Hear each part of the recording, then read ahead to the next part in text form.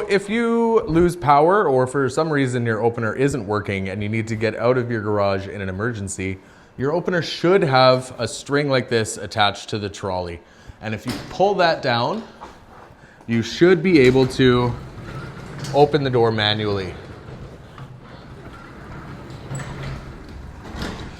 Reconnecting it is fairly simple. You can see this lever here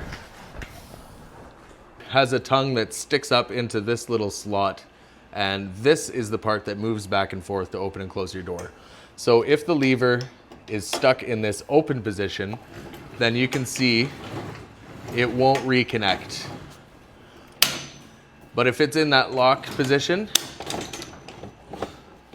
then it will reconnect to your opener to be used automatically. Another option is to have this lever in that horizontal position and to just go ahead and hit the button, and it will automatically reconnect. But it's only recommended to do this if the door is fully open or fully closed.